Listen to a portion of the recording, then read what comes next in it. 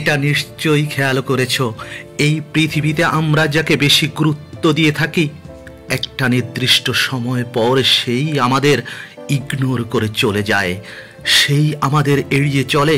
তার ভেতরে ধারণা এসে যায় আমি কোনো না কোনোভাবে তার উপর নির্ভরশীল হয়ে পড়েছি। আর এই ধারণা থেকে শুরু হয় অবজ্ঞা, অবহেলা এবং পরবর্তীতে সম্পূর্ণভাবে এড়িয়ে চলা।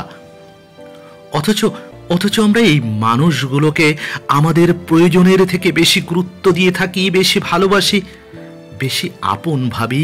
আর এ কারণেই তারা আমাদের ব্যবহার করতে চায়, আমাদেরকে ব্যবহার করে তারা তাদের প্রয়োজনটা মেটাতে চায়। আর কোনো এক সময় তার এই প্রয়োজনটা যখন ফুরিয়ে যায় তখন সে এড়িয়ে চলে, দূরত্ব বজায় রাখে, এমনকি ভুলেও যেতে চায়। তার জীবনে আমার প্রয়োজন কখনো ছিল এই উপলব্ধিটা তার স্মৃতি থেকে চলে যায়। সুতরাং বলবো, পৃথিবীটা যেমনই হোক আর যেভাবেই হোক, এখানে নিজের চেয়ে গুরুত্বপূর্ণ আর কেউ নাই। সত্যি তাই, হ্যাঁ সত্যি তাই, নিজের চেয়ে গুরুত্বপূর্ণ আর কেউ হয় না। অন্যের উপর নির্ভরশীলতা কমিয়ে আমি আমাকে গুরুত্ব দেব, এটাই হওয়া উচিত। এই পৃথিবীর অন্য কেউ নিজের চেয়ে গুরুত্ব পেতে পারে না এবং যোগ্যও নয়। তাই নিজেকে নিজের গুরুত্ব বোঝাতে পারলে পরনির্ভরশীলতা আর থাকবে না। তাই এখন থেকে নিজেকে সব থেকে গুরুত্ব দিতে শুরু করো, নিজেকে সব থেকে ভালোবাসতে শুরু করো, যে ভালোবাসা তুমি তোমার নিজেকে যত্নে লালন করে বড় করে তুলতে পারবে। আর এটা করো নিজের জন্য, অন্য কারো জন্য নয়। অন্য কারো জন্য যদি তুমি পরিবর্তন হয়ে থাকো তাহলে তুমি তোমার নিজেকে ভুলে যাবে। নিজের প্রতি ভালোবাসা বৃদ্ধি করো, নিজেকে গুরুত্ব দিতে শেখো, নিজেকে সম্মান দিতে শেখো, নিজের আস্থার উপর আস্থাশীল হওয়া শেখো, আর সামনে এগোতে থাকো। দেখো, নিজেকে ভালোবাসা কোনো স্বার্থপরতা নয়, সবাই নিজেকে ভালোবাসে, যেটা এই পৃথিবীর সব মানুষই নিজের জন্য করে থাকে। তাহলে তুমি কেন নিজেকে মিসগাইড করতে চাও? সবাই তো নিজেকে ভালোবাসে, তাহলে তুমি নয় কেন? পাগলও তো নিজেকে ভালোবাসে। যেখানে তুমি একজন সুস্থ স্বাভাবিক মানুষ, নিজেকে ভালোবাসা তো কোনো স্বার্থপরতা নয়। অন্য কারো ক্ষতি না করে নিজের কাজ নিজে করে নিজেকে সম্মানিত করা, এটা কোনো স্বার্থপরতা হতে পারে না। যতটা সীমিত আশা অন্যের উপর রাখতে পারো ততটা তুমি ভালো থাকবে।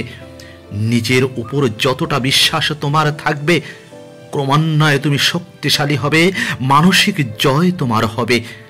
আর জীবনের যুদ্ধ জয় করার জন্য সব থেকে বড় অস্ত্র যদি থাকে সেটা হলো তোমার মানসিক শক্তি। অন্যের উপর আস্থাশীল হয়ে নিজের মানসিক শক্তিটাকে তুমি কবর দিও না। নিজেকে কাফনে জড়িয়ে অথবা জ্বলন্ত চিতায় দিয়ে মানসিক শক্তিটাকে জলাঞ্জলি দিও না। মানসিক শক্তিটা যদি তোমাকে একবার ছেড়ে যায় তবে মনে রেখো আর কখনো ফিরে আসবে না। কিন্তু এক্ষেত্রে একটা উদাহরণ দিয়ে রাখা যায়, যদি তোমার যাত্রা পথে কোনো ভুল গাড়িতে উঠে পড়ো তাহলে যত তাড়াতাড়ি সম্ভব নেমে আসতে হবে, কারণ অন্য গাড়ি ধরে যত দ্রুত সম্ভব গন্তব্যে পৌঁছা যায়। বিশ্বাস করো, শুধু তোমার ক্ষেত্রে নয়, জীবনে প্রতিটি মানুষের ক্ষেত্রে এর ব্যতিক্রম কিছু নয়। ভুল রাস্তা অতিক্রম করলে নিজেকে দ্রুত ফিরিয়ে আনো, সঠিক গন্তব্যের পথে থাকো, নিজেকে পাল্টে ফেলো এবং নিজের উপর কাজ করো যাতে জীবন নিয়ে আফসোস না হয়।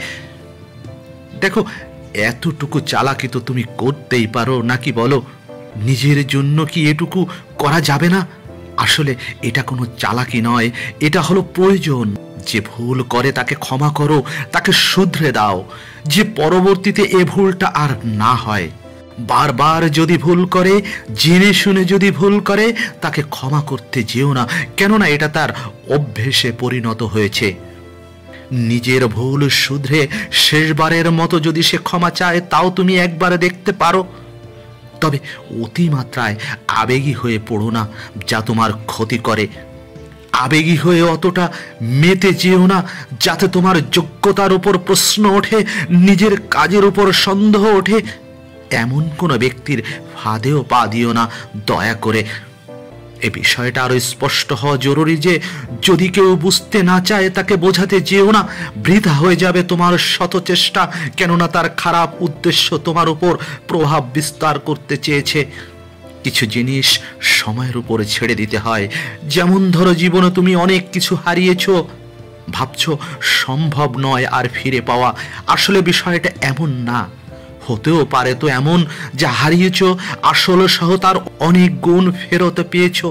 হ্যাঁ, এমনটা হয়।